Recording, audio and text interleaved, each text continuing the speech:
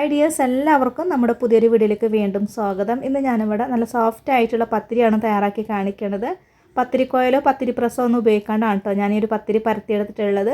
ഞാൻ കാണിക്കണ ഈ ഒരു മെത്തേഡിൽ നിങ്ങൾ ചെയ്യുകയാണെങ്കിൽ നിമിഷ നേരങ്ങൾ കൊണ്ട് തന്നെ ഒരുപാട് പത്തിരി പരത്തിയെടുക്കാനൊക്കെ ആയിട്ട് പറ്റും കേട്ടോ. അപ്പോൾ ഇതെങ്ങനെയാണ് തയ്യാറാക്കിയിട്ട് എടുക്കാമെന്ന് നോക്കാം. അപ്പോൾ അതിന് മുന്നേറ്റ് നമ്മുടെ ചാനൽ ആദ്യം കാണുന്നവരൊക്കെ ഉണ്ടെങ്കിൽ സബ്സ്ക്രൈബ് ചെയ്യണേ. പിന്നെ ലൈക്ക് ചെയ്യാനും ഷെയർ ചെയ്യാനും ഹൈപ്പ് ചെയ്യാനൊന്നും മറക്കരുത്. അപ്പോൾ നമുക്കിത് എങ്ങനെയാണ് തയ്യാറാക്കിയിട്ട് എടുക്കാമെന്ന് നമുക്ക് നോക്കാം. പത്തിരി ഉണ്ടാക്കിയെടുക്കാനായിട്ട് നമുക്ക് ഏറ്റവും ആദ്യം തന്നെ പൊടിയൊന്ന് വാട്ടിയെടുക്കണം കേട്ടോ. അപ്പോൾ ഒരു പാത്രം അടുപ്പത്ത് വെച്ച് കൊടുത്തതിന് ശേഷം ഇതിലേക്ക് 3 കപ്പ് വെള്ളം ഒഴിച്ച് കൊടുക്കാം. ഞാനിവിടെ 2 കപ്പ് അരിപ്പൊടി വെച്ചിട്ടാണ് ഈ ഒരു പത്തിരി ഉണ്ടാക്കിയെടുക്കുന്നത്. അപ്പോൾ 1 കപ്പ് അരിപ്പൊടിക്ക് 1.5 കപ്പ് വെള്ളം എന്ന കണക്കിന് 3 കപ്പ് വെള്ളമാണ് ഒഴിച്ച് കൊടുത്തിട്ടുള്ളത്. ഇതിലേക്ക് 1/2 ടീസ്പൂൺ ഉപ്പാണ് ചേർക്കുന്നത്. കൂടെ തന്നെ 1/4 ടീസ്പൂൺ ചെറിയ ജീരകം കൂടെ ഇട്ട് കൊടുക്കുന്നുണ്ട്. അതിനുശേഷം പിന്നെ ഇതിലേക്ക് ഒരു പിടിയോളം തേങ്ങ ചിരകിയത് കൂടെ ചേർക്കാം. പിന്നെ ഇതിലേക്ക് നല്ലൊരു ഫ്ലേവറും ടേസ്റ്റൊക്കെ കൊടുക്കാനായിട്ട് ഇതിലേക്ക് ചെറിയ ഉള്ളി ചേർത്ത് കൊടുക്കാം കേട്ടോ. അപ്പോൾ 1 ടേബിൾ സ്പൂൺ അളവിൽ കട്ട് ചെയ്തിട്ടുള്ള ചെറിയ ഉള്ളിയാണ് ചേർത്ത് കൊടുത്തിട്ടുള്ളത്. എന്നിട്ട് എല്ലാം കൂടെ ഒന്ന് മിക്സ് ചെയ്തിട്ടെടുക്കാം. ഒന്ന് മിക്സാക്കി കൊടുത്തതിന് ശേഷം ഈ ഒരു വെള്ളം ഒന്ന് തിളയ്ക്കാനൊക്കെ ആയിട്ട് വെയിറ്റ് ചെയ്യാം കേട്ടോ. അപ്പോൾ ഇതേ വെള്ളം നല്ലോണം തന്നെ തിളച്ച് വന്നിട്ടുണ്ട്. ഇതിലേക്ക് നമുക്ക് അരിപ്പൊടി ചേർത്ത് കൊടുക്കാം. അപ്പോൾ ഞാനിവിടെ 2 കപ്പ് അരിപ്പൊടിയാണ് ഇട്ട് കൊടുക്കണമെന്ന് പറഞ്ഞില്ല. അപ്പോൾ അത് കുറേശ്ശായിട്ട് വേണം ഇട്ട് കൊടുക്കാനായിട്ട്, മൊത്തത്തിൽ ഇട്ട് കൊടുക്കണ്ട. അപ്പോൾ വറുത്തിട്ടുള്ള നല്ല നൈസായിട്ടുള്ള അരിപ്പൊടി വേണം ചേർത്ത് കൊടുക്കാനായിട്ട്.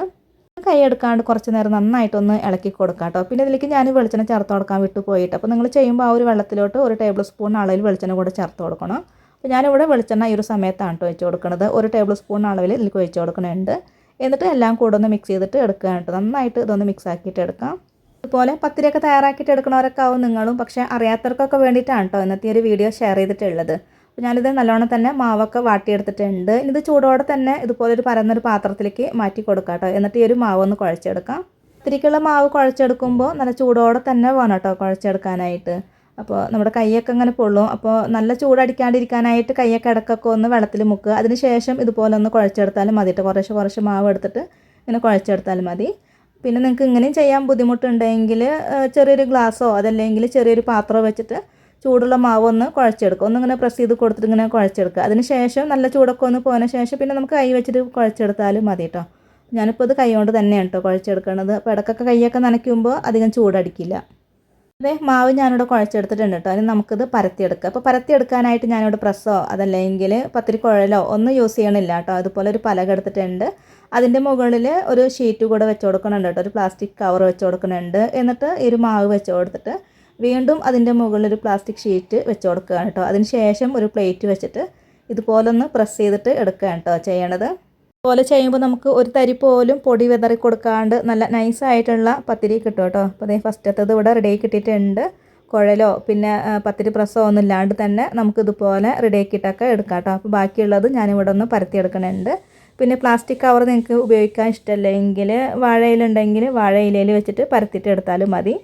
പരത്തിയെടുത്തിട്ടുള്ള ഓരോ പത്തിരി നമുക്ക് ഒരു പ്ലേറ്റിൽ ഇങ്ങനെ അടക്കി വെക്കാം കേട്ടോ. അപ്പോൾ ആദ്യം കുറച്ച് പൊടി വിതറി കൊടുക്കുക. അതിന് ശേഷം പത്തിരി വയ്ക്കുക. എന്നിട്ട് കുറച്ച് മാത്രം പൊടി ഒന്ന് വിതറി കൊടുക്കണം കേട്ടോ. എന്നിട്ട് വേണം ഓരോന്നും അടക്കി വെക്കാനായിട്ട്. പരസ്പരം ഇങ്ങനെ ഒട്ടിപ്പിടിക്കാണ്ടിരിക്കാൻ വേണ്ടിയിട്ടാണ് കേട്ടോ ഇതുപോലെ പൊടി വിതറി കൊടുക്കുന്നത്. അപ്പോൾ ഞാനിവിടെ എല്ലാതും പരത്തി റെഡിയാക്കി വെച്ചിട്ടുണ്ട്. ഇനി ഇത് ചുട്ടെടുക്കാം കേട്ടോ. അപ്പോൾ ഒരു പാൻ ചൂടാക്കി എടുത്തിട്ടുണ്ട്. ഇതിലേക്ക് നമുക്ക് പത്തിരി വെച്ച് കൊടുത്തിട്ട് ഒരു സൈഡൊന്ന് ചൂടായിട്ട് വന്നു കഴിഞ്ഞാൽ ഒന്ന് മറിച്ചിട്ട് കൊടുക്കാം.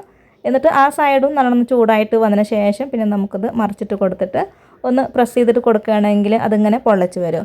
പിന്നെ നമ്മളിത് സാധാരണ നൈസ് പത്തിരിയൊക്കെ ഉണ്ടാക്കിയെടുക്കണ പോലെ അത്രയ്ക്ക് അങ്ങോട്ട് പൊള്ളച്ചിട്ടൊന്നും കിട്ടുമൊന്നുമില്ല കേട്ടോ. കാരണം ഇതിൽ നമ്മൾ ചെറിയ ഉള്ളിയും അതുപോലെ തന്നെ തേങ്ങ ചേർത്ത് കൊടുത്തിട്ടുള്ളത് കൊണ്ട് തന്നെ ഒരുപാട് ഇങ്ങനെ ബലൂൺ പോലെ അങ്ങനെ പൊങ്ങി വരുമൊന്നുമില്ല. എന്നാലും അത്യാവശ്യം ഇങ്ങനെ പൊങ്ങി വരും കേട്ടോ. അപ്പോൾ അതേ ഫസ്റ്റത്തെ പത്തിരി ഇവിടെ റെഡിയാക്കി ഇട്ടിട്ടുണ്ട്. ഇനി ബാക്കിയുള്ളതും ഇതേപോലെ തന്നെ നമുക്ക് റെഡിയാക്കിയിട്ടെടുക്കാം. പിന്നെ ചുട്ടെടുത്തിട്ടുള്ള ഓരോ പത്തിരിയും ഉടനെ തന്നെ ഒരു കാസറോളിലോ അതല്ലെങ്കിൽ ഒരു അടപ്പുള്ളൊരു പാത്രത്തിലേക്കോ വെച്ച് കൊടുക്കണം കേട്ടോ. അങ്ങനെ ആകുമ്പോൾ പത്തിരി ചൂടോടെ വെച്ച് കൊടുക്കുന്ന സമയത്ത് അത് അവിടെ ഇരുന്നിട്ട് ഇങ്ങനെ സോഫ്റ്റായിട്ട് വന്നോളും. പത്തിരി മാത്രമല്ല ചപ്പാത്തി ചുട്ടെടുക്കുമ്പോഴും അങ്ങനെ ചെയ്യണത് നല്ലതാണ് കേട്ടോ. അപ്പോൾ ഞാനിത് എല്ലാ പത്തിരിയും ഇവിടെ ചുട്ടെടുത്തിട്ടുണ്ട്.